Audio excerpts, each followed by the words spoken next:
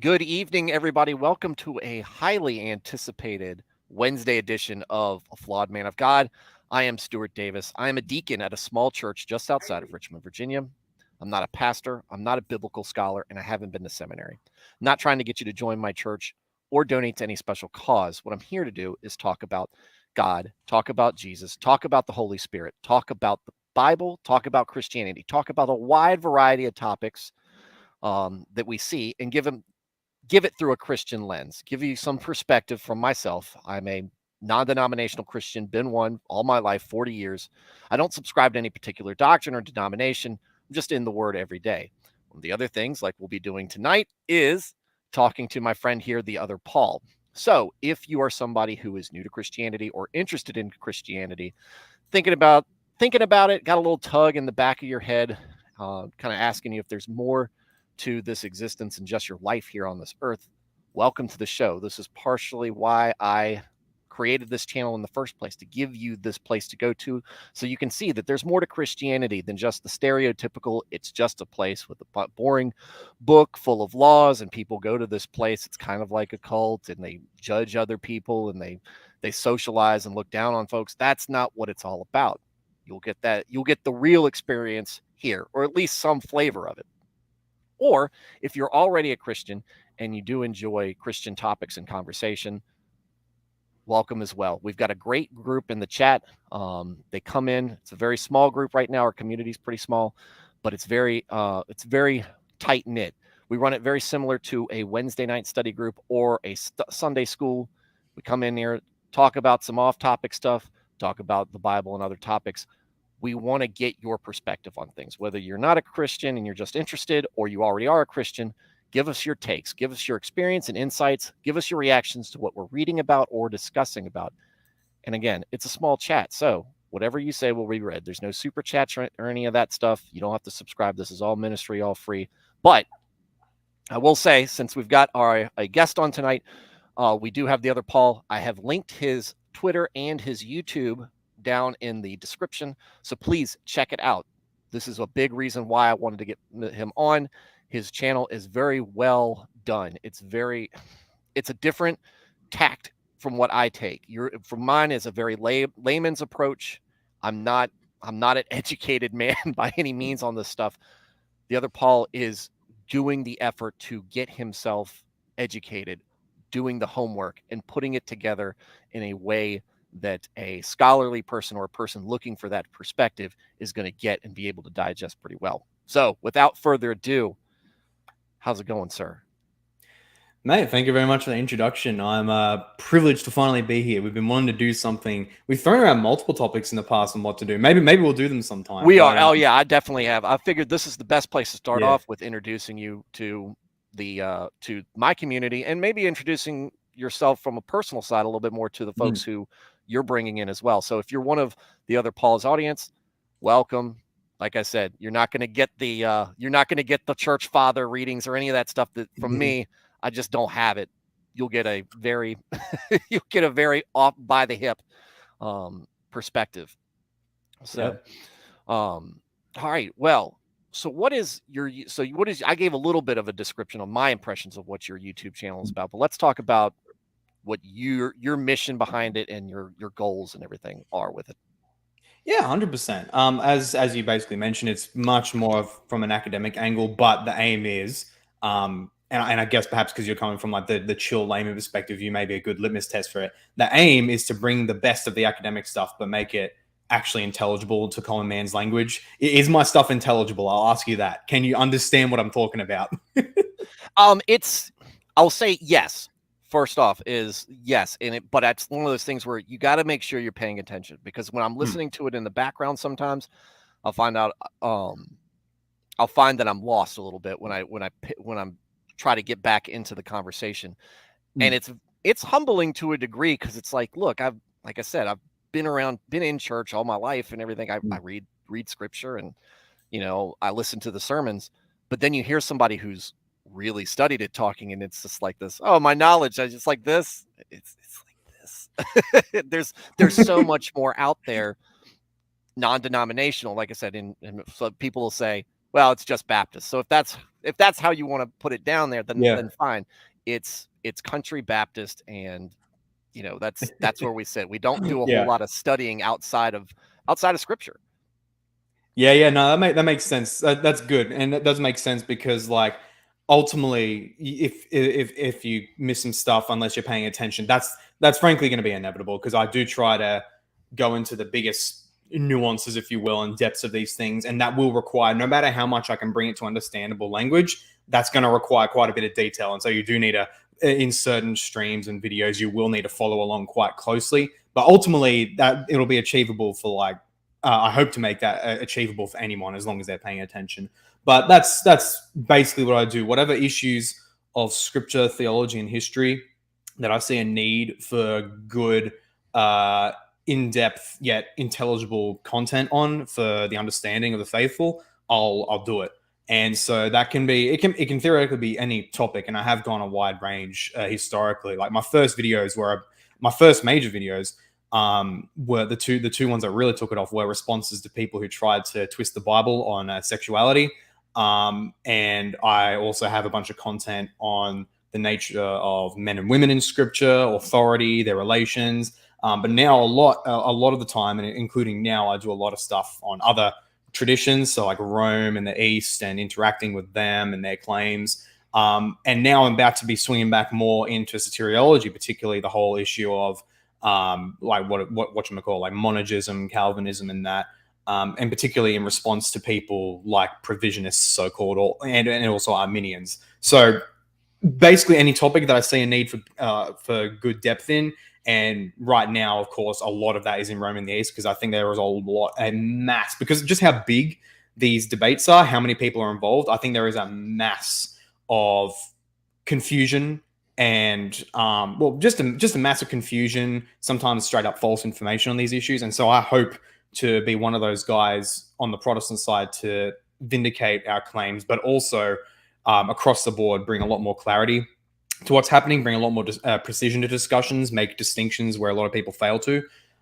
So that's more or less what I do with this channel, what I want to do with this channel. God willing, hopefully to make it into a job. So I have like a supporter page in that if people want to do that. And getting there, thank God, growing with that. And yeah, that's basically what I do with my channel.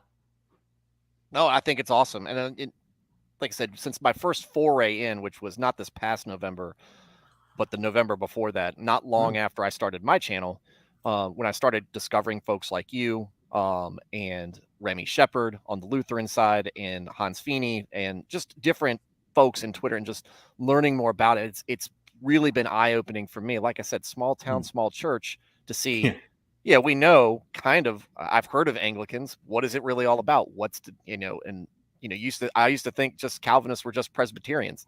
Now I know there's a whole lot more than just that. Oh yeah.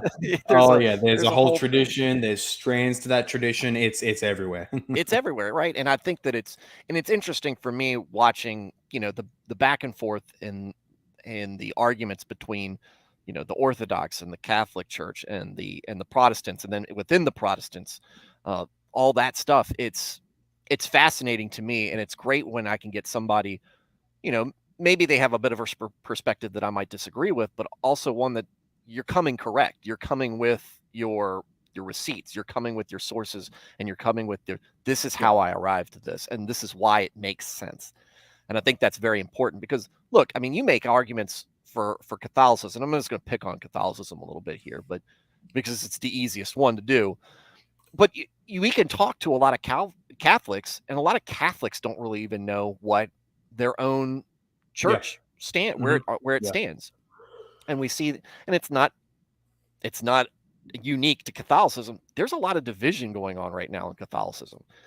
Yep. And but it's going to be the one that's taking the main stage, because we don't talk about the Methodist split all that much unless you are a Christian following it.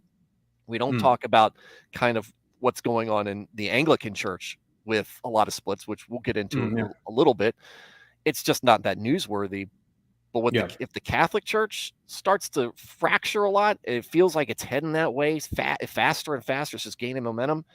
That's going to be kind of headline news a little bit. And then people are going to be asking questions. And it's good to have folks as a resource to be there like you. So I think that's a great job. So my guys, if you haven't already subscribed to him, the other Paul, do you have a schedule that you normally are on, or you just put videos when? That was pretty much my modus operandi since the beginning, just videos and streams whenever I feel like it. With streams, like particularly interview and collaboration streams with people, that's pretty much still it, like just whenever I get a good time.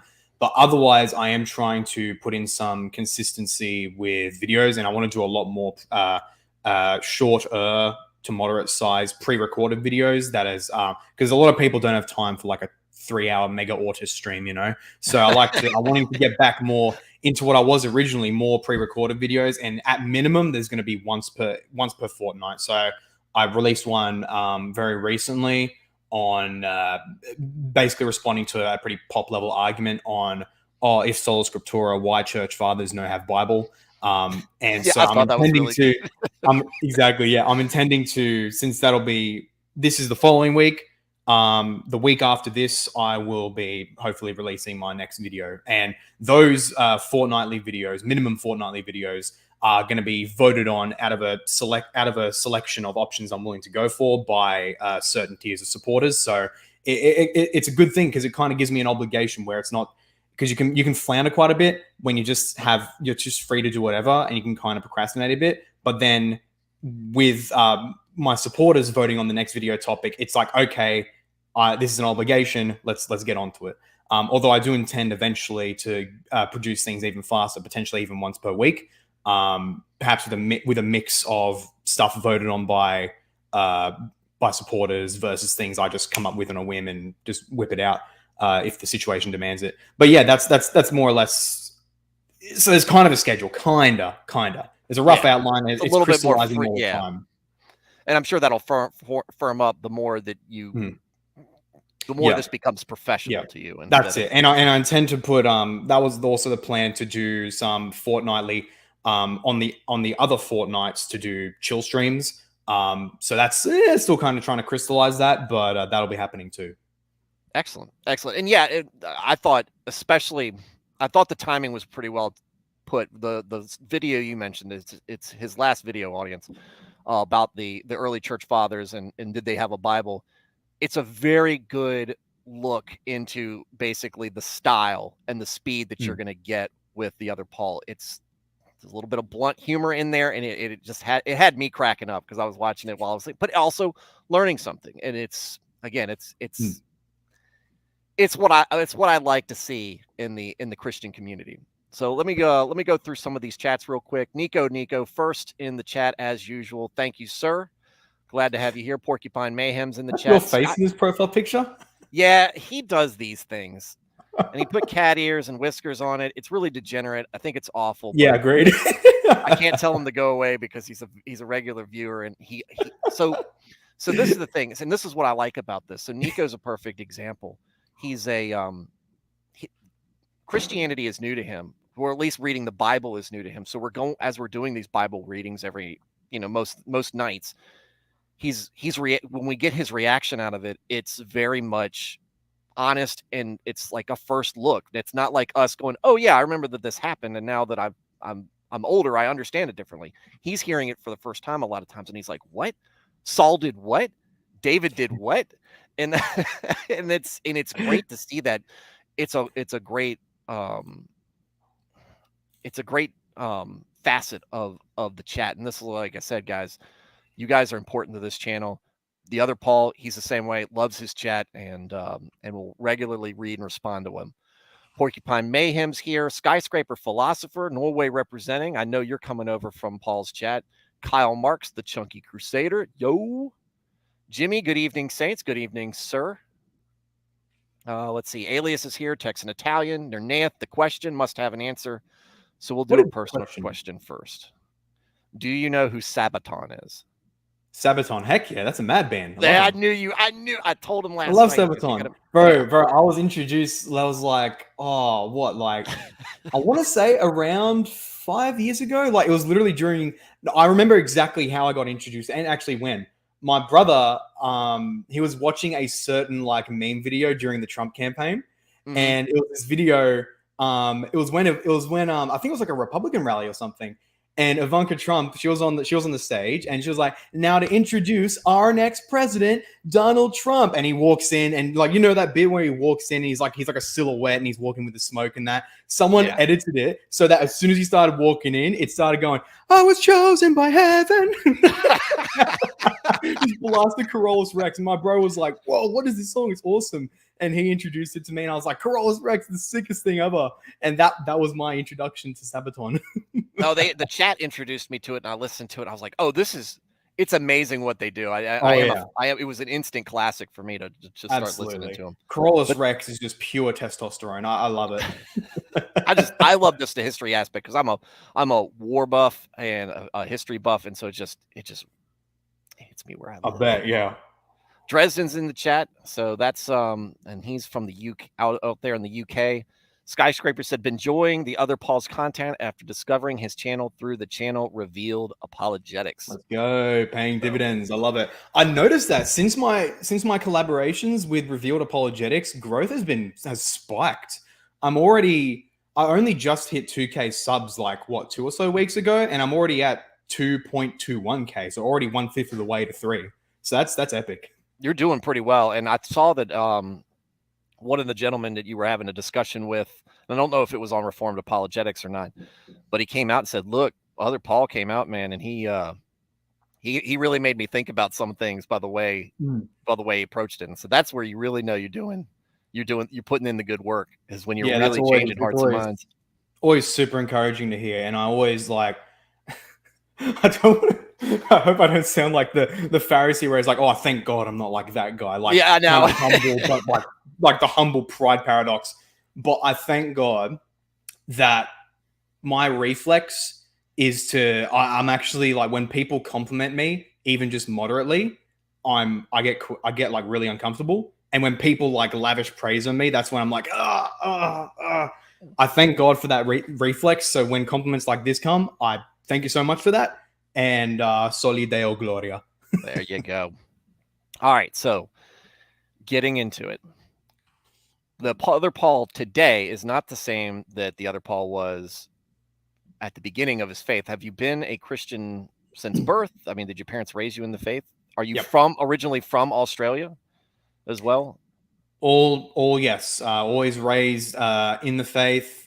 Born and raised in Australia. Well, actually born in a hospital that's like a 10, 15 minute drive for me. So I've always been in this area for most of my life, but then for like around, I want to say around, actually not that long, around 3 years or so, I was in another place that was like an hour and a half away, but then we moved back to the same area in 2016 and end of 2016.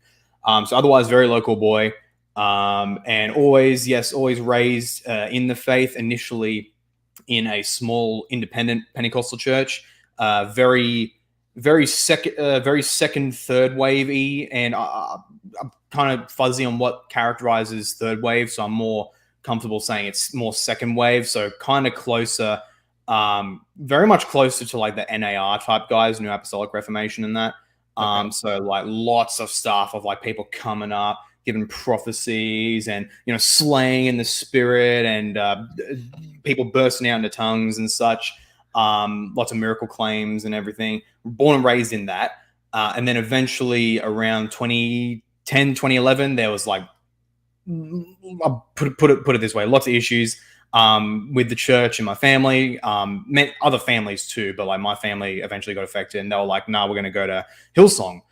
So around 2010, 2011, I think 2010, some 1 or 2 years before that, maybe, started going to Hillsong, and been there, except for that hiatus where we went to another Pentecostal church, although they were the more modern Hillsong-y type, although they were smaller. Apart from that 3-year gap since 2009, 2010-ish, up until 2021, I was at Hillsong. And their thing, I like to distinguish them as, I don't know if I'd call them fourth wave or like a late third wave or whatever, because like they're Pentecostal. They do, like, they believe in like miracles, signs, tongues, and all that stuff, but it's the much more modern, seeker-friendly, commercialized kind of thing. So the things of like miracles and tongues and prophecy, they take a much more backstage thing. That may happen more so in private context. Occasionally they'll have things happen on the stage, but otherwise it's very much commercially oriented. And so it's going to be more chill and modern and not like weird like those other Pentecostals. And so that was my life until 2021. That's to put it in sum. Yeah. Okay, so coming from and I think you did a great job of describing the Pentecostal style, because some folks say they're Pentecostal, but it's like, how Pentecostal Yeah, that's it. Are you doing? Are we talking about the the Hail Jesus, where the people are fainting, over being prayed over and all that? I've been to one and it scared me going to. I was not used to it. And it scared me, but and that was my first taste of it. And you go from something maybe a little bit dialed back from that to Hillsong. Was the going to Hillsong because it was a little bit more calm, it was a little bit more chilled, that part was relaxed, or was it just, hey, a lot of folks are going here, maybe we give it a shot, or mix, maybe a mix in there? Right.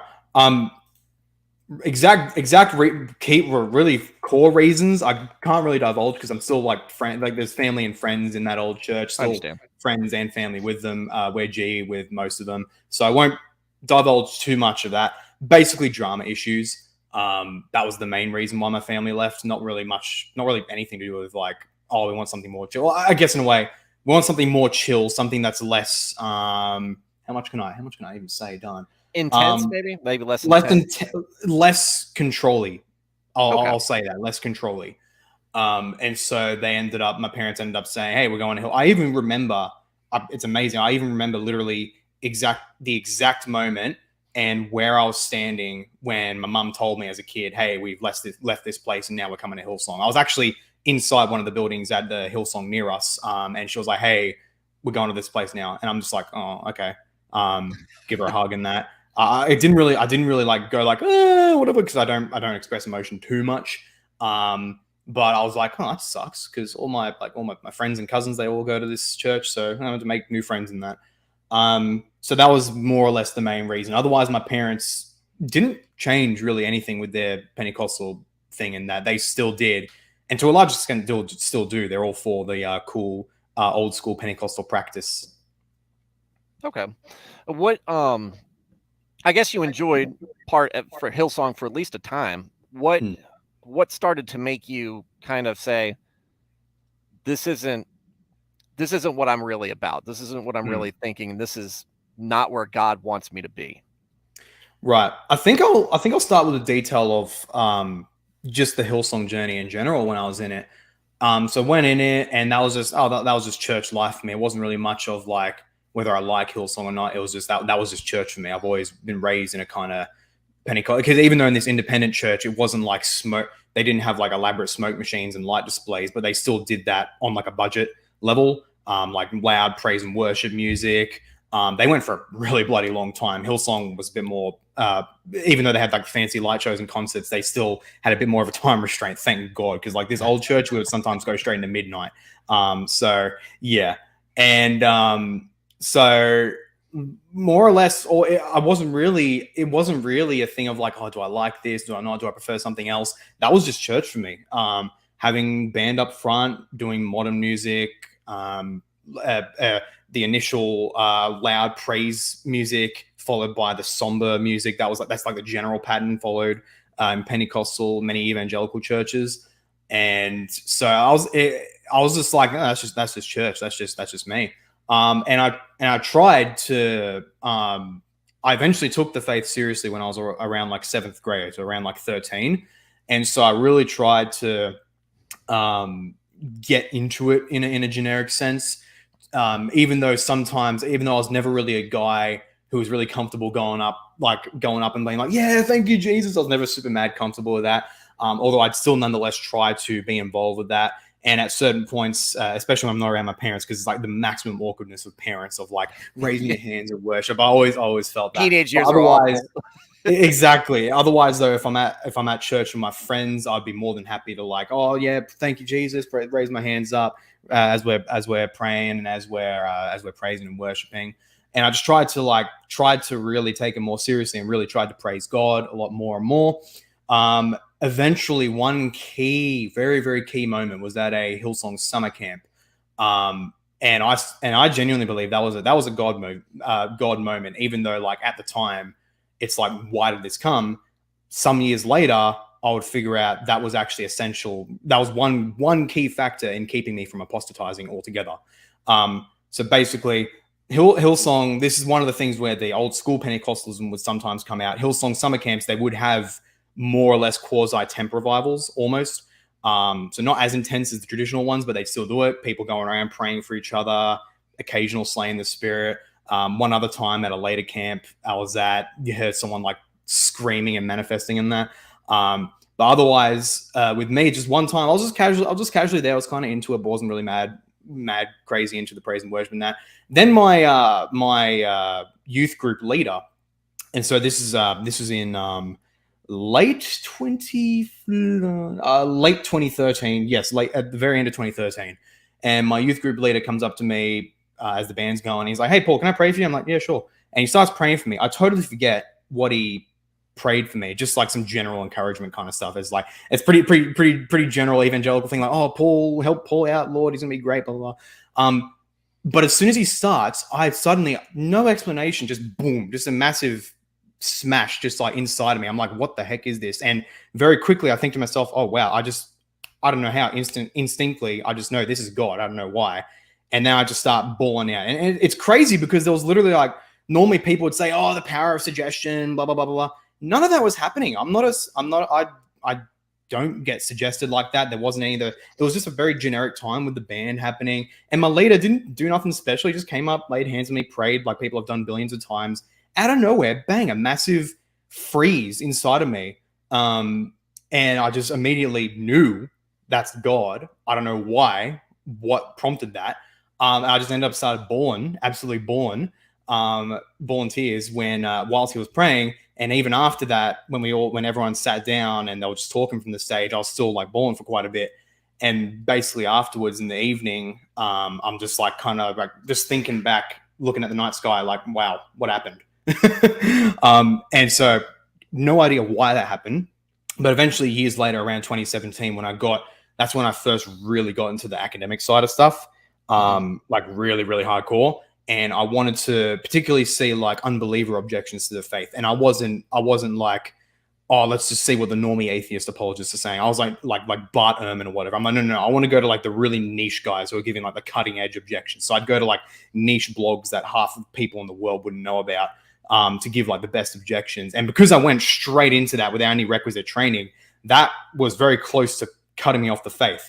Until I eventually, well, one of the key things was that, hey, Paul, the thing that many of these atheist apologists thrive off of, and it was very clear in these niche guys as well, was projecting an air of like, we're objective, Christian apologists are not. And then when I was just like, no, let's flip that back, and let's flip back the critical thinking on their arguments. Don't just assume that, oh, the Christian apologist, they're an apologist, and oh, it needs to be let's see what the atheist thinker says. He must approve it if it's objective. When I turned the critical thinking back on them that they would apply an apologist, it just fell apart. But one of the key things that kept me going until that stage was thinking back on that moment that God did something. That was God. That was a God experience. I have no other way to put it. So surely there is something true. And sure enough, I hung on to that for long enough that I eventually got to the stage of, hey, let's apply critical thinking back to unbeliever arguments.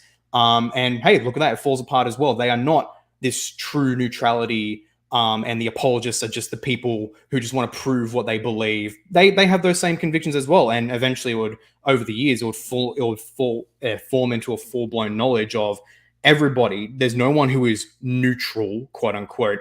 Everybody has core presuppositions from which they work. And granted, some people and apologists could sometimes act in such a way where they're being really inconsistent with evidence, and they're just trying to do like, I don't know, like confirmation bias and that. But as I explore, that's people from all sides are doing that. There are people from all sides who would use confirmation bias, whether believers or unbeliever apologists, to confirm what they believe. But then there'll also be smart people from either side who would not do that. They'd be honest insofar as their presuppositions allow them to be with the evidence. Although I genuinely believe from the exploration that Christian, like really high tier Christian thinkers and apologists are much more aware of the issue of presuppositions than unbeliever apologists. Like unbeliever apologists, even the higher tier ones, niche ones, very often are blind to their presupposition. They just act like, oh, it's a given. It's a given when it's not. Some are more open about it, and so they're more modest. And really, those ones tend to not just be apologists for unbelief. But anyway, that experience in Hillsong kept me right in that period. And throughout that whole time, like basically from there, 2014 up until when I started petering off with my attendance at Hillsong. So I'd say that's probably around end of 2020 and beginning of 2021. Tried really hard getting more into the faith, getting more involved in Hillsong in the community, so I could actually my plan was to actually get involved in like leadership in Hillsong, so I could raise up and help really bring a more intellectual side to the faith, because I believe that it's really lacking in those areas. But it kept on just basically being a game of developing my faith, kind of lacks, developing lacks, and so ultimately I ended up just realizing, especially with interaction, as I started to interact more with other traditions, started to think, you know what, honestly, concert worship, I don't think this is good. And actually this, I think, occurred maybe a little bit before 2020. I remember in particular one event, so like not a main service, but like one key event involving like I think high school age people at Hillsong, where we all went into the main service building, and we're playing. There was like the whole tribal wars thing where they get people, all the kids are put in different tribes, they do their games, and then after that they do praise and worship with the band up the front. And that hit me. I don't know how, but at that point when they started blasting with the concert style worship music, it hit me at that time like this isn't proper worship. It's just not. And at that time I was with my youth group, my high school group, church group, and eventually they're playing. I'm just like, no, sorry, I'm out of here. And I just walked out of the building and just hung out outside for a bit. Still went to Hillsong after that, but it really started to hit me more. This concert thing wasn't good. And I think it was a bit before that where one song they released, it was in a main service, and I was with the same group, but it was in a main service.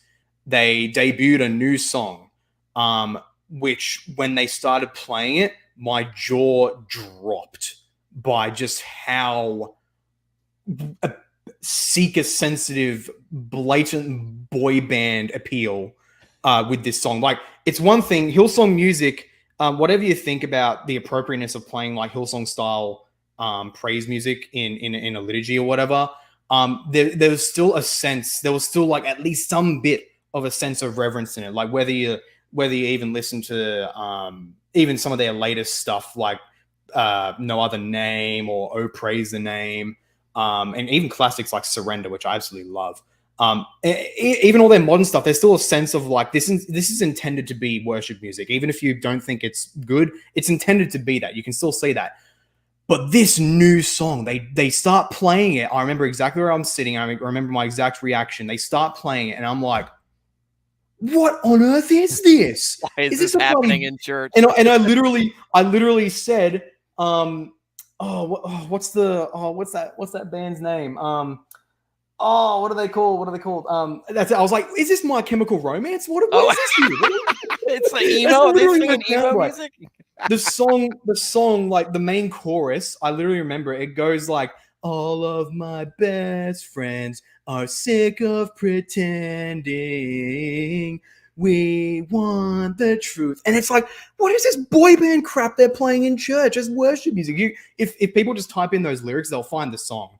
I was just at that time, and I think it was actually no, I'll take that back. I think it might have been after, because chronology is a bit fuzzy. I didn't exactly write down the dates and keep a journal.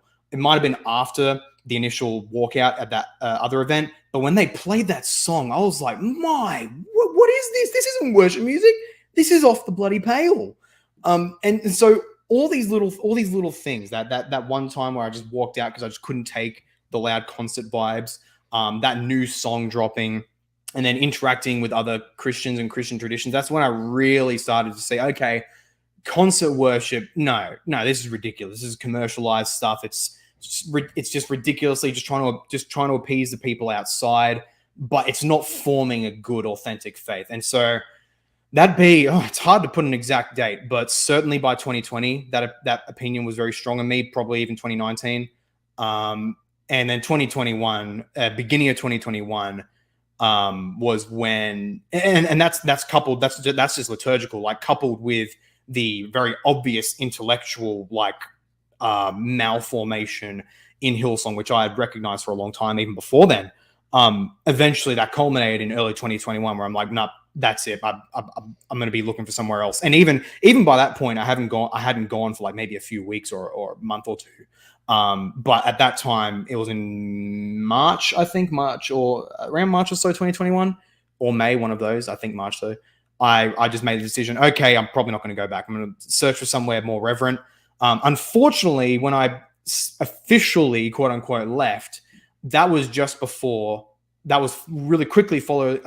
Really quickly followed by the hard lockdown in Sydney, which in New South Wales. I hear it was really bad. It was bad. It was bad, and that included like all churches shut down basically. And so for all that period, all across 2021, and even after that, even for months after that, I was still looking for a church. I didn't have a church for over a year.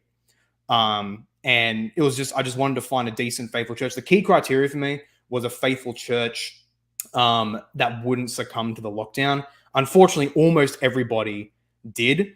And so in retrospect, I ended up thinking, even though I thought that I did genuinely think for churches to willingly go abide by the government's lockdown orders there was tantamount to either utter cowardice or apostasy.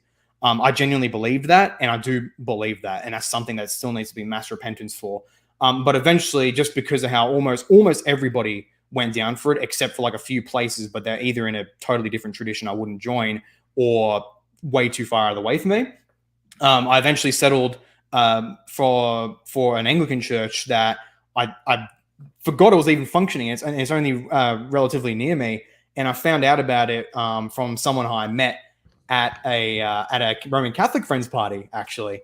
And I was talking with another guy there about Protestantism, Roman Catholicism, and this other girl, she kind of joins in like, hey, can I just sit by you guys and hear what you're talking about? Because I'm kind of interested in this stuff.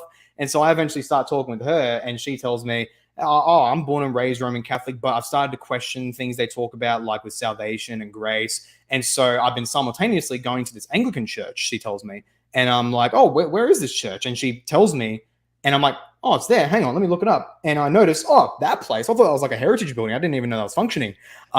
So I'm like, you know what? Why not? So the week after, I think, I visit one of their services. And it's still like some pretty normy evangelical stuff with their later services, but it's not like a concert or anything. There's still some good reverence in it. It's something where I can, in good conscience, I can go there. I'm cool with it, even though, especially now, I'm much more preferring a high liturgy.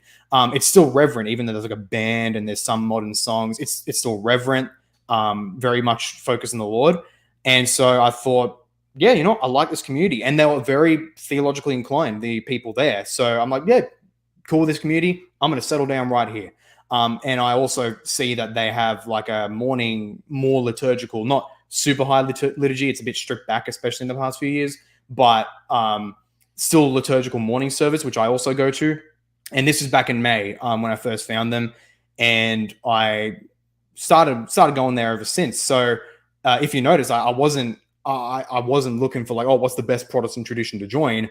I just wanted to find a decent, faithful church. I would preach the gospel and at least then be able to withstand government tyranny, which look, not going to lie, I genuinely have worries for my church if that was to come about again, but I'd hope by God's grace I could do some change. But nonetheless, somewhere that's just faithful Christian church that's reverent, preaches the gospel. That's all I wanted.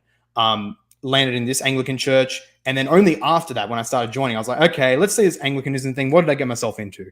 And by God's grace, I look at it, I'm like, hey, you know what? This is not too bad. I can sign up to this.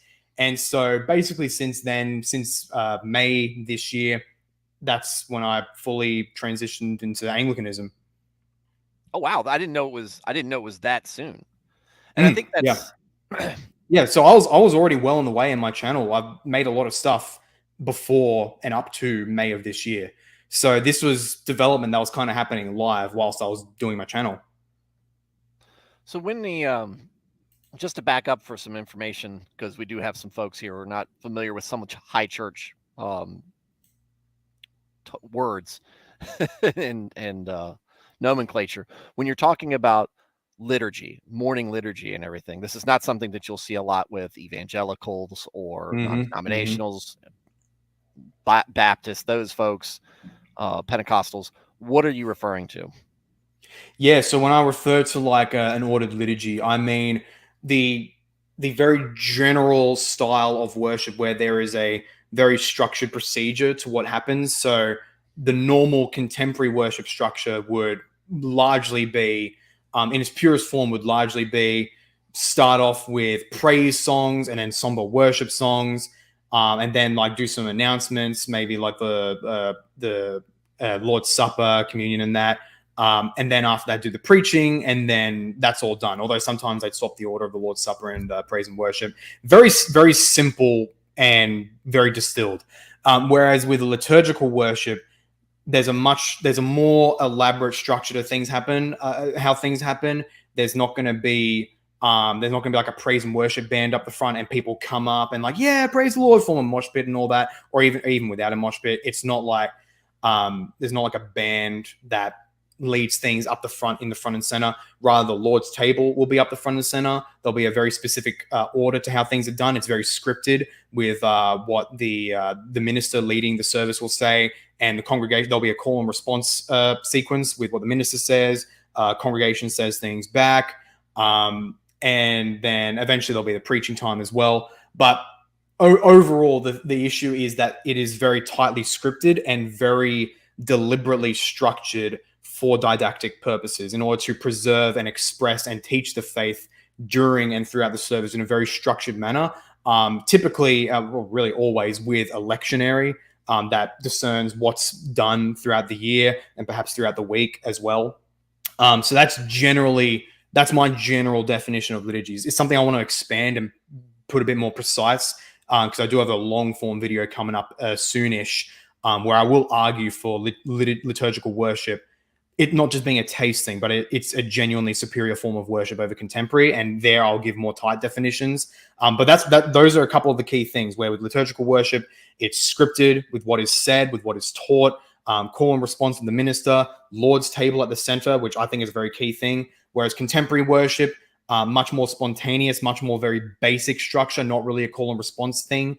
Ironically enough, the congregation doesn't really participate except for like praising and singing in that, and the band is up in the front and center.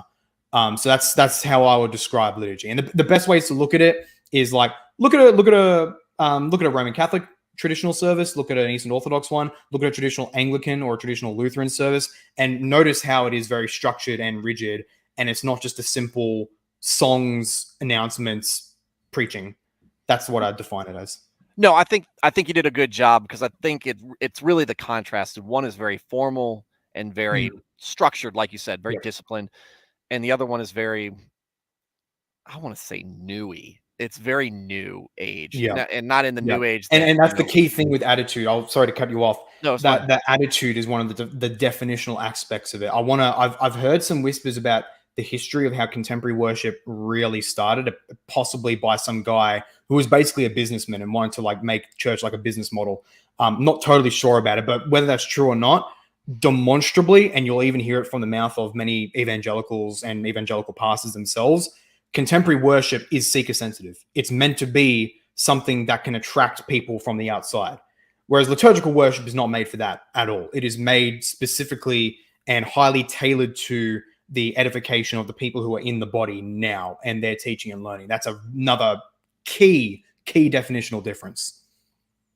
No, I think that's a good point. And I think there's a lot of credit to be saying that there's a business-like origin behind it.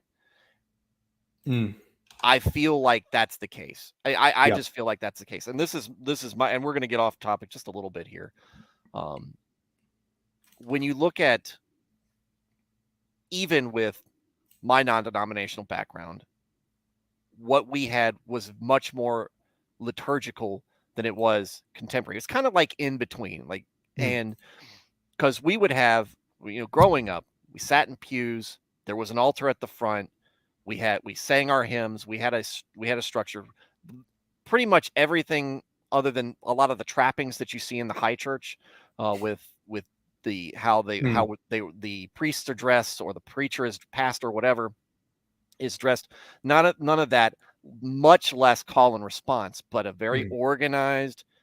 This is what we're doing. Everything's kind of formal. It's a somber and real setting now, and that doesn't mean the pastor's not going to crack a joke or two as he's trying to get his point across. But it's there. It's formal. It's church. It's what I grew up in and understand of as church. And it feels like it's a business model to me, but it's a business model tailored to a generational expectation. And one of the things that's interesting, because we have a very young youth minister, and I think he's great. We just got him. He just came on this year, and it's interesting because he went to I think it's Lee University. It's a very Pentecostal oriented university, but he comes in. His faith and his understanding is very mature. And one of the things he said to me is things that I've heard from traditional Catholics, and I've kind of seen it growing on Twitter. You see it from folks like Mario, who's in the chat. How's it going? Mario, good to see you, man. We'll get to you in a minute, Mario. No, I'm just playing. Where eventually we're going to reach a point where the pendulum's swinging back, and we're going to have folks who are the real seekers are going to be less interested and open to this loose worship way, and they're going to. I think they're going to desire a more structured approach to worship, because that, to me, that's always the expectation. That's how the setting, it's the table's set in the Old Testament with how, worship's done. Not necessarily we got to be pharisaical here, but we're here. There's a spirit and attitude behind it. Yes, and there is a great deal of respect that goes into what should be proper worship. Yeah, I like casual. I like having casual discussions. I like dressing casual for church and everything. But when I think about God, and when I'm worshiping God, and I'm in that zone, it's very respectful, and it's very formal in a way. And I just feel like it's almost a little cheap. It feels cheap to me. And this is to go back to the thing about the Hillsong music. Now, we have some Hillsong music that's played in contemporary. It's apparently, now I'm not involved in it. I'm not part of the praise and worship ministry, but it's very filtered out, where they go, we really need to vet what's going on. And some songs, I think, some songs that they play, I'm like, okay, I kind of feel it a little bit. I'm more of a hymnal guy. It's what I was raised with. I like a good hymn, especially stuff like Old Rugged Cross. It's just, it really hits me where I live. It's just like, it's right there. But always my complaint, and it's funny because a lot of my friends at church and folks, they're like, you're just old school. And I'm like, yeah, but if you look at the lyrics of the hymns, it's not the melody so much. It's the lyrics of the hymns. They have so much soul in them. Whereas, Good Father is, and it's a meme, right? It's how many times are you going to repeat it? It doesn't have the same soul. It doesn't have the same meaning to it. It doesn't. So true. It doesn't really hit there. So to me, and that's one of our strengths at our church is, we have a very talented band, is when our music minister takes a hymn and he gives it a little bit modern flavor with some rock in it, and makes it into a song that sounds new, but it's not like contemporary new, but like if a band performed it as opposed to a congregation. And to me, those are some of the best sounding worship music. And then that I feel like I kind of get into that zone that other people do when they feel like they're at a contemporary music concert. And but to me, it's just like, oh, we can make money off of these songs. Well, let's just churn more out and make more money. And the corporate side of that type of corporate side of the church and the Hillsongs and these other, big evangelical, non-denominational Pentecostal groups, it's really hurt the Christian brand, I think. And I Yeah. think, and maybe it has brought people more, it has, maybe that seeker sensitivity behind it has opened the door for folks. Yeah. God can But use any I mean, means. how many people are, but then the other worry is, and that's my thing. If you're, because there are seeker churches out there. What do you do once you get them in? To me, Exactly. it's like a Exactly. cheats. If you're a real seeker church should be just, we're bringing you in and then we're going to send you somewhere else because because in order for you to be spiritually fed to a point, eventually you're going to have to move on from the seeker part and really understand there's more to the Bible than just Jesus loves you Yeah. and God created you in his image and the basics. There's a maturing process that Exactly. Yeah. comes about. And so I think a lot of these secret churches, I mean, I got one right down the road and it's just like, are you sending anybody anywhere? Are you or are you just keeping them because you want to be a seeker forever? You can't. Yep. I don't think that's a great model, and I think that's been Yeah. I agree. bad. This is me from the non-denominational side. It's been bad for us, and I don't think it Yeah. reps well. It's important that you're bringing new people in and you're introducing them to the faith, but you're helping them grow beyond just the basics. 100% agree there. That was actually, I'd say towards the latter years before I left. That was kind of I hadn't rejected Hillsong at that time, but that was kind of my attitude with Hillsong when I really started to take seriously their intellectual lackings. My attitude was like, look, they lack, sure, but Hillsong is great as like a starting point seeker church. But then I eventually, especially more recently, started to think, well, hang on a second, where do we get this concept of a seeker church from God himself? What did Christ establish the church, and in particular, specific congregations, groups, gatherings of church? What did he establish them as? Like, is there one tier that's just kind of like an outpost where they give like your really basic stuff, and then you ship them off to another group where they're more like, oh, we're advanced, we're more knowledge and all that, big brain boys. This is like what did Jesus say? On this rock, I will build first I will build my small brain church, and then down the road there'll be the big brain church where the people there eventually go. No, it's supposed to be a cohesive, continuous community, inclusive of people who are new to the faith who come in. Seeker church, quote unquote, is supposed to be the people out in the mission field who are actually given them the gospel, the very basics, who they then bring in to the church, and they receive that basic level of catechesis, which is, ironically, if they're wanting to be a seeker church, where the heck is your catechesis, bruh? So many of these places don't even have it. Hillsong barely has anything that would call catechesis, in my opinion. To be fair, I wasn't a convert, so if they do have a process, I didn't experience it. But just from seeing the output of people there, it may as well not be there if there is one. So the church is supposed to be holistic for everybody in a community, a continuous, ongoing community of people who are both brand new to the faith, and you catechize them in the basics and you introduce them to the full life of the church, and then more advanced people who have a much greater and rich knowledge of the faith and how to live it out. It's all supposed to be in one group. And my own Anglican church now, we do exactly that. We're a space that's very conducive to good, deep study and reverence of Holy Scripture and thinking and discussion on these issues. Even between myself and one of my own ministers, we have a lot of these kinds of discussions one-on-one, or even with other people at church. And but at the same time, we have dedicated programs for people who are brand new to the faith, where we give them those basic things. And even then, it's not just Jesus loves you, blah, blah, blah. It's the actual foundations of the faith, like who is God, who is Christ, what did he do for us? How are we saved? How are we justified? What is the righteousness of Christ? It's all these things which are given at a very basic level, and people are slowly introduced into it. And then after that, they get a more full incorporation into the church life, where they naturally learn the rest over time.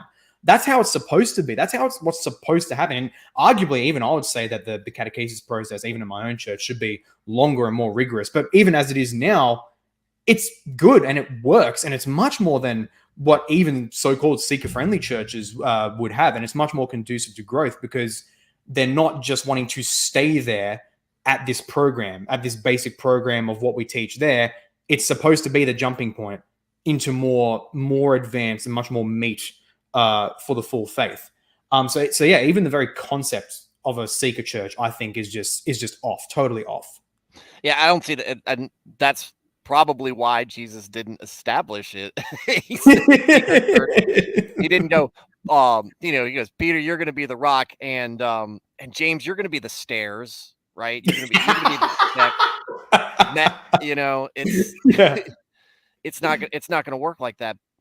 I just think because of if you look at it from a practical sense, it doesn't end up working like that, because then you go from one culture into a completely new culture, and maybe that's your congregation is supposed to be family oriented as far as like, you guys are looking out for each other, you're helping each other grow, you're holding each other accountable. Exactly. Some folks are protéging, some people are mentoring. It's that Exactly. that's just the natural family style as set up in Genesis, and how we understand the nuclear family. The church is really just a reflection of that. Exactly. But And maybe you can does your church have a class that Mario can take about how do you know God exists for the next time he's in a debate? I don't know if he's still tuning in. I hope he heard that. I'm just kidding, Mario. I know you know better than that. I couldn't leave. Oh dear. Oh dear. Oh man. That's good. So yeah. Go ahead. What I was gonna say as well. Darn, it was a bloody good point too. That's it. The only I would say this, like I can say this with a high moral certainty, that the only reason why I'm still a Christian today is because I had that inclination for deep academic level searching and parsing out of the truth, especially in God's word, but also in like other literature and that. Had I not had that inclination and I encountered the same unbelievers, the teaching I got from Hillsong would have done jack. I would have apostatized like that. I didn't get anything by way of good defense of the faith, good articulation of the faith, because a lot of these objections, even from very advanced unbeliever polemicists, so again, not even Bart Ehrman, but like the really high advanced guys, a lot of them rest and only work on a very simplistic evangeli understanding of the faith. And it makes sense because most of these unbelievers are coming out of that context. Whereas many of these objections wouldn't even get off the ground in a more classically oriented Protestant view, or even a more advanced evangelical understanding. Like, because there's some good evangelical material out there, and even if Hillsong had just presented that kind of stuff with respect to theology and the nature of the faith, that would have done okay. Nowhere near as good as a classical Protestant thought, but it still would have done well. But I didn't even get that from Hillsong. They didn't even give me that basic level of teaching where I would have withstood the assault on my faith. And I only withstood it because I was able to seek the truth from other sources. I didn't get it from my pastors, didn't get it. And this is no denigration on them. They would even probably recognize, even one guy who I met up with recently, who was at Hillsong, he did like some teaching and preaching and that. Even he, I didn't have any fault in them, but he straight up apologized to me for like not teaching well in that. And I was like, man, I don't think I even heard you teach. Like, you don't even need to apologize to me. But I think they even would recognize that they are so ill-equipped in these things, that so many people at Hillsong and other churches like that are just ripe for the picking, for whether it's atheist apostasy or rank liberalism or Romanism or Easternism. They are ripe for the picking. And that's why there is such an observable trend of an evangelical exodus, in particular in the context of like going to Rome or the East, precisely because faith is so malformed in these very modern, commercially oriented Pentecostal evangelical churches. I think it's I don't, because this is a problem. This is another, because I'll be open and honest about what I think. Some of the issues within my own style of faith is with non-denominational, evangelical, maybe Pentecostal to a degree. I don't know enough about them, but I get the feeling it's very similar when you're in that kind of area. And maybe and I think it's partly the Western, culture thing. Church is a bubble when you're raised in it, or you're coming up in it and you're learning in it, and you just assume everything is assumed that, we just assume that everybody understands that the Bible is inerrant, that it's from God, it's for us. This is the truth, right? This is what we're following. Yep. And it works in that bubble. When you've got kids coming up, and this is what I worry about for my own kids and other people who kids I've taught in Sunday school and whatever, you send them off to college, you send them out even in high school, and and they're confronted with basic level atheism, right? The Nickies from what was it, Beat the Cult or whatever the name of her thing is. When you're basic level atheism, I mean, what is a 19-year-old or a 20-year-old who hasn't really been given hardly any apologetics or any real foundation of we don't just believe it. This is why we believe it. This is where we fall back on. This is where we what we lean on in moments of doubt. If they're not given that, the only thing keeping them going is force of will, I think, or luck. It's the best way I can put it. Is that you survive through it. Your will that no, I believe it. My faith is real, and you just force your way through it, or you fall out, and maybe you come back after you mature, or you hit a God moment, or something brings you back, or you stay an atheist, or you stay an agnostic, and it's we do a disservice from our end, and I don't know how high church. I don't know how I know the Catholics have got the catechisms that they teach. I don't, but I think other issues have been part of the problem with them losing members. I don't know about them. I don't know about the Orthodoxy, about how they, how they bring up their children, how they bring up new converts and everything, so that they're more resilient to that. But I think that the way we've been doing has been a disservice to our youth, and I think that that's why it's been a big modernists have infiltrated big time. Egalitarians, all the bad things that are happening within the church, I think come because, some folks come back and go, well, we need to be like this, as opposed to going, no, there's a lot of weirdos outside there with a lot of weird beliefs, and good thing that I'm still holding on to my faith. Yeah. All right, let's catch up on some more chats.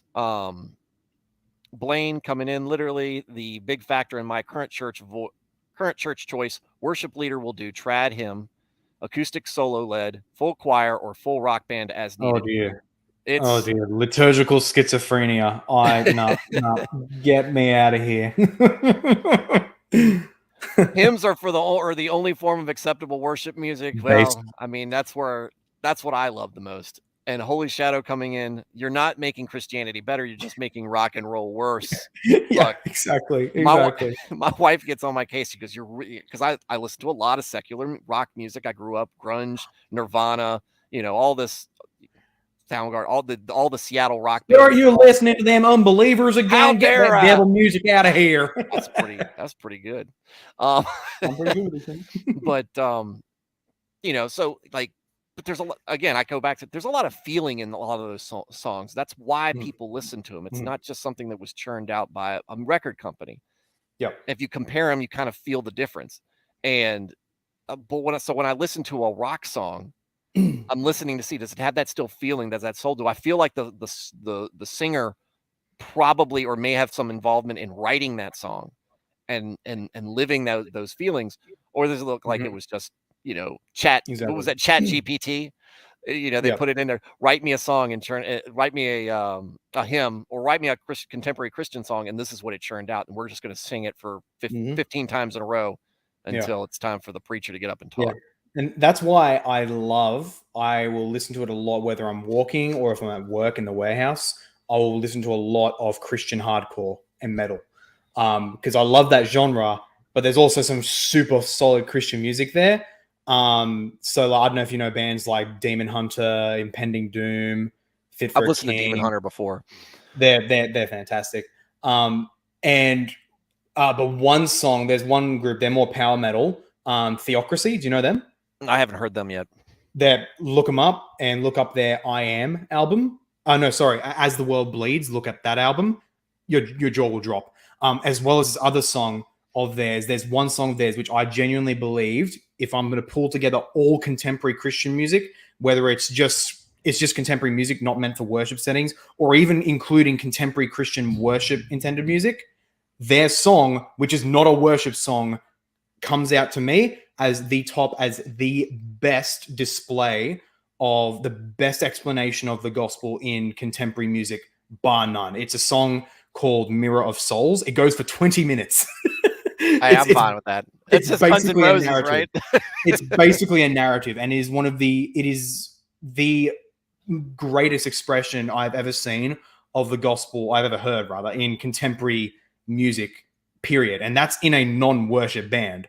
And so I think that shows that if you just stick to one or the other, don't try to make it liturgical. Just try to keep it as like non-liturgical yet still edifying good Christian music. If you can just focus on that, you can make some absolutely amazing stuff, as well as many of their other songs, especially in that other album, As the World Bleeds. So if you just stick to one or the other, let them in their own thing. Let liturgical music be liturgical music. Let contemporary Christian music be contemporary Christian music outside of liturgical context. Develop them independently. They can both be amazing things. Liturgically oriented music, and I won't even get into hair splitting about like, oh, can there be a guitar? Can there be drums? I personally prefer no instruments except an organ, although that's more accidental than essential. But nonetheless, if you just let liturgical music be liturgical music, stuff that is more reverent, structured, not meant to be going with the modern style of music, real worship, and exactly hymnal type worship, which is tailor-made to be participated with by the audience. There's a lot of care that goes into crafting the lyrics, with the crafting the structure of the song, making sure that, and this is something a lot of people won't look into, but making sure that the tone, the pitch at which the song is sung is so that it's achievable for both men and women, and that neither of them have to go to extreme levels. Whereas you'll see it with a lot of Hillsong music in their worship, there's songs where they go, and either one of the genders or both can't reach those levels. Thank God he has gifted me with amazing singing gifts, and so I can hit them all. But the vast majority of people around me can't. Right. And so, so that's why we should just let liturgical music be liturgical. Let it be conducive to the whole congregation participating in it. Let it be jam-packed with good, solid teaching. And then let contemporary Christian themed music go all out with that, so you don't have to be limited by a worship context. Yeah. No, and good Christian rock is out there. To me, it's just, you really got to look to find it. Yeah. I like a band I really like is Decipher Down, because that's kind of my speed for some reason, because I don't like nu metal, but Christian nu metal, I guess, kind of it's in there for some reason. I like it when I listen to it because I'm like, okay, but again, it comes into it's got to be real. It can't just be manufactured and put out there. You need a real band that really believes in what they're singing to come out there, as opposed to Reliant K. Stop. I'm gonna leave that alone. All right. So then Mario shows up about a quarter of an hour ago. What's up, boyos? My man. Friends of both of our shows. A friend of both of our shows. Mario is great. Follow him on Twitter. He is great. And like I said, he's one of those personalities, and similarly to you, young, very, very knowledgeable, very mature in the faith. It's fun seeing that as somebody who's turning 40 this year, to see that other generation coming up. That's, it's real. It's not just some millennial approach to things. Nico says, yeah, I don't get the modern singing, like jumping, hands out and the stuff in church. Yeah. I think sometimes it's how it's speaking to you. To me, that's it. It really is. Is it opening you to worship, or is it just you assuming that that's the way you worship? No, if it's getting you prepared to take in the sermon, then, there you go. If you're able to pay attention more because you're in the zone, then that's great. But I think that it's better to just stick to the basics and the old trusty standby, which is good old hymnal. Exactly. Yeah. And even though some people, because there's people out there who might more vigorously defend contemporary worship, not just people who they're born and raised in it, that's something else. But then people who recognize these discussions and they vigorously defend contemporary worship, they may not like when some people say, oh, contemporary worship is all about my feels and all that stuff. They may not like that. But as a guy who has been raised in that for 90% of my life, that is true. At the fundamental, even though there are other layered reasons, like someone who's more developed in the faith, they may genuinely think, I want to praise God, I want to give him glory and all that stuff. That's true. That's real. I wanted to do that.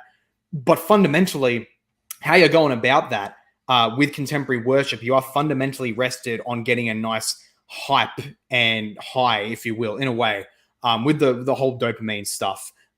From that high energy kind of music, you are fundamentally rested on the energy and the hype that music gives you, or like the deep feel and all that stuff with it. Versus liturgical stuff, which like, look, liturgical music and liturgical service is supposed to give a feeling, but that is a secondary product over first and foremost, giving glory to God and edifying the faithful with respect to the faith.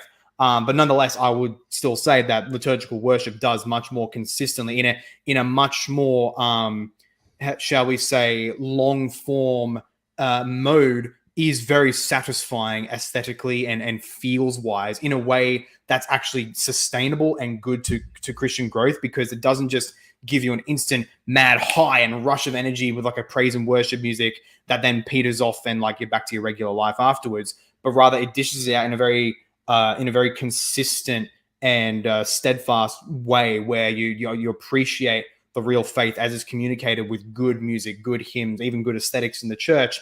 But it's done in such a way that's modest, that's moderate, and it doesn't send you into a big high. And it's something which, especially with repeated church attendance, with that repeated liturgy over time, it really becomes part of you. It really like puts you into the mode that is of liturgical worship, that helps you really be into it consistently and to consistently grow from it, versus being getting weekly injections of energy that then peter off. And it's kind of like, it's basically like a consistent getting the paddles and just reviving someone for like a few minutes, and then they die for a week, and then revive for a few minutes and then die for a week. That's fundamentally how contemporary worship works, even if people don't think they're doing that.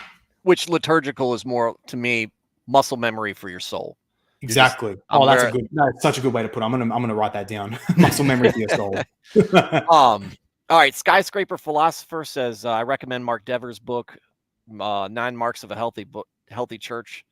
I probably need to read something along those lines. That's actually probably a good recommendation for me, as a deacon who's, very involved in conversations with what goes on in my church, to kind of help me better understand what I should be doing or what I should be expecting out of others. Holy Shadow replying to Nico saying, we do the jumping with the hymns. That would be interesting to see. Oh dear. Maybe they got the power ballad coming out with the hymns, and yeah. Jimmy says, hopefully the class for Mario includes the second commandment. Just put the whole book of Leviticus in there. I mean, Isaiah 44, 9-20. Christian, read it. Mario, you cannot debate until you can read all of Deuteronomy, all of Moses' last words to the Israelites in Deuteronomy from heart, from memory. All right. John Ostler, welcome. Sure. Oh, hi. Hello. Man. Fellow former Hillsonger. As he says, hashtag Hillsong for life. Let's see. I like the old songs, the accumulated wisdoms in them, the modern songs that are just made today. I think what you see in that really is, we're still looking with a lot of these hymns, they're a reflection of their time. But why I think that they're better is because there's more respect for the worship and more respect for God in them and in the lyrics than just what's the Bible Bash or Protestia put this on there in the meme. It's Sky Daddy, please give me kisses. It's that's sometimes that really is it. That really is it. It's a more, to me, it's just more mature sounding. Skyscraper, I discovered Calvinism and Reformed theology through Christian hip hop. Interesting. I've heard a lot about Christian hip hop. Never listened to anything past DC Talks Jesus Freak, the little rap part in the middle of that song. Sermon Jams with John Piper. That's interesting. I know but I know a lot of people who are very into Christian hip hop. I've never heard it myself. Blaine, all worship pastor capos need to be broken, I think. Capos. I don't know. Hmm. I don't know what he'll clarify later, I guess. John Osel, just over 29 years at Hillsong. Woo! 10 years in the band and music directing. That's big. There you go, man. That's a big perspective. Josh can attest to me to what I say. Okay, yeah, because I'm going to skip over Jono, but I'll get right back to it. But following up, one of the main reasons I left was the emotional manipulation and spiritual stagnation from false teachings. Yeah, I mean, I've always, again, big churches worry me. Like I said, I'm a small town. I'm from a small town. I don't like going into cities. Don't like big crowds. Big churches. I joined a somewhat big church.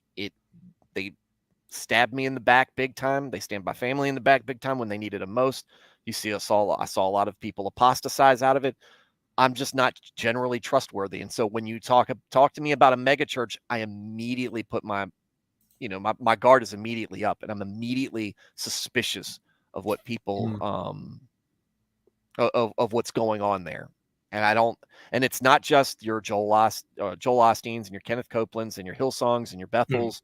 That's bigger than that. I mean, even folks like John MacArthur and his church and everything, they say, and I can hear there's very good sound bites, and he might be a very good pastor, but I am paranoid around it. And so I just, I'm always waiting for something to come out, because look, even David was susceptible to sin and taking his power for granted and screwing up. So, what's to keep the lesser folk from doing it? Jono says Christian Mario got RKO'd by that atheist. Not gonna lie, it wasn't. He didn't send us his best, to put it in Trump terms. His Trump hat is in the trash, by the way, which was probably one of the best things he's done recently. Blaine said capo is the thing they clip on the neck of a guitar to change the key without knowing how to transpose. Oh, okay. Oh, so okay. They need to bring all the. Okay, yeah, I know exactly what you're talking about. They can't even do contemporary, right? Yeah. Also, Toby Mac, when he left DC Talk, was my jam back in the day. Some of his older stuff is pretty good. I mean, I'll listen to it. I mean, I like rock, but I'll listen to anything if it's got a catchy tune and some lyrics that I can really get into. Mm-hmm. You know what really sucks? Songs with absolutely banging tunes, but god awful and even blasphemous lyrics. Do you want to know the best example of that, in my opinion? What? Take Me to Church. Oh yes. Oh man, I like when I heard that. Like so much, like utter like open, like the guy literally made it because I think he was like a gay dude and like, oh, I hate the church, it's bad. And so open blasphemous lyrics, but the tune is amazing. Oh, it hurts my feelings because like when I heard it, it's like Take Me to Church. I'm like, okay, this sounds good. Ooh, let's do this. Wait a minute. Now I can't listen to it. Exactly. I've toyed with the idea because it's becoming more, it's a thing that happens. I've toyed with the idea of just straight up ripping the tune and making the song, but in like reverse. Like it will actually start with Take Me to Church, but then it'll be a more positive, more somber, like surrender to God kind of thing. That'd be sick. So the evangelical word for that is saving the song. And real. I've got, my best friend, he's a wonderful musician. He's on the praise team at my church. He went to this church and there was a scandal involved, and that's how they came to us. But one of the things they would do is they take secular music, twist the lyrics around a little bit, and it's a Christian song all of a sudden. I don't know if that's spiritually sound or not, but it's cool to listen to at least. And you can take, because like I said, there's so much.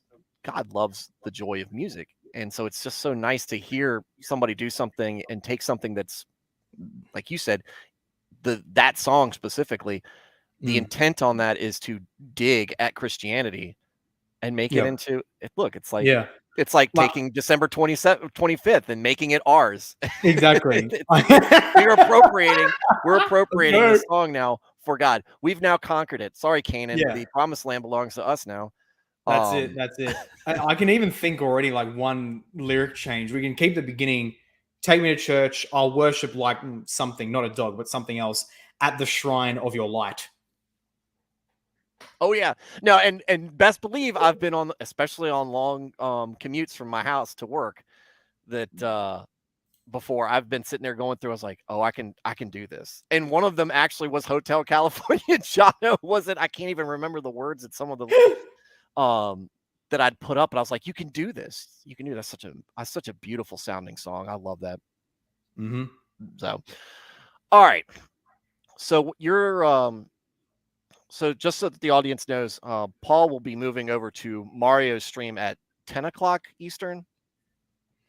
It's going to be in 2 hours, 20 minutes from now. Oh, okay, so yeah, I said we probably weren't going to go past 2 hours on this, and we're at an hour 20. So getting kind of a little bit back on track. There's a big difference between high church and Pentecostal and a Hillsong, like culture wise. What was that like for you, somebody who was going to Hillsong? You'd been Pentecostal the majority of your life, and then going to an Anglican church where that's way different. Yeah. I'll even say it's not like an Anglican church with like, because like we have some more contemporary services, which like personally I wish we didn't, but it's still much more 1,000% more reverent, more God focused, and so it's stuff that I can, in good conscience, yeah, I'm cool with this. I can do that. But they do also have a very traditional ish morning service that is more a structured liturgy, although it's stripped back, so it's not like the ministers have like robes and there's like a procession. It's not like that. It's more stripped back, still liturgical, still love it. But otherwise, when I first went there, and in particular, so the week after my first week is when I went to my first traditional service there. No culture shock. It was refreshing. It was like exactly what I need. Thank you so much. Even though I had been born and raised super charismatic, Pentecostal all my life, all those very modern concert-like services. The only other things I'd visited them was like three